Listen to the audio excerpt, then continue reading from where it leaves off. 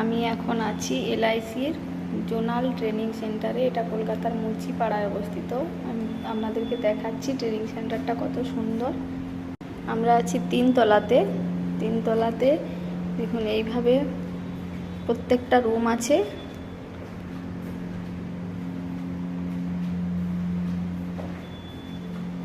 এই বিল্ডিংটার মাঝখানে এরকম একটু জায়গা এবং চারদিক ঘুরে ঘুরে গোল হয়ে বিল্ডিংটা। এইটা 4 তলার দিকে গেছে। প্রত্যেকটা তলাতেই অনেকগুলো করে রুম আছে। রুমগুলো কতটা সুন্দর আমি আপনাদেরকে দেখাচ্ছি। থাকার ব্যবস্থাটাও খুব সুন্দর করেছে। এই রুমটাতে আমি আছি, এটাতে দুজন আছে।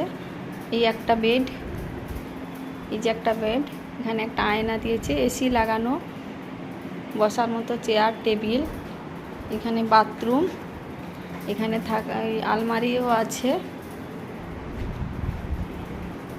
আর দেখুন সামনে কি সুন্দর একটা ব্যালকনি আছে। ব্যালকনি থেকে ভিউটা জাস্ট অসাধারণ, খুব সুন্দর এখানকার পরিবেশটা। এখানে এসে আর বাড়ি যেতে ইচ্ছে করছে না। ভিউটা শুধু দেখুন, বাইরের ভিউটা কত সুন্দর দেখুন। বিশাল বড় বিল্ডিং, অনেক থাকার, প্রত্যেকটা রুমেই লোক আছে। ভেতরে কথা বলছে বোঝা যাচ্ছে। অনেক রুম আছে, অনেক রুম। এটা 205, 206 এরকম অনেক বিল্ডিং আছে। এই একটা বিল্ডিং দেখুন। আমরা এসেছি খড়গপুর ডিভিশন থেকে। দেখুন এখানে আমাদেরই ব্লকের এরা বিমা সখী।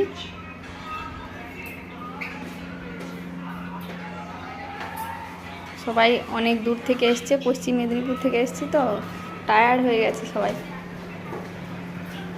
থাকার জায়গাগুলো দেখুন, খুব সুন্দর ব্যবস্থাপনা করেছে এদের।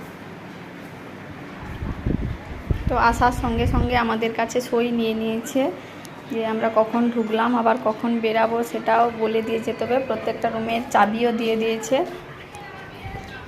কি গো, তোমাদের কেমন লাগছে এখানে? ভালো লাগছে। খাবার দিয়েছে কিছু? এখনো খাবার দেয়নি, 6টা বাজলে খাবার দেবে। প্রত্যেকের জন্য একটা করে জলের মগ, একটা করে চেয়ার, একটা করে টেবিল, আয়না। টিফিনে কি দেয় দেখা যাক, আবার রাত্রেও খাবার দিবে।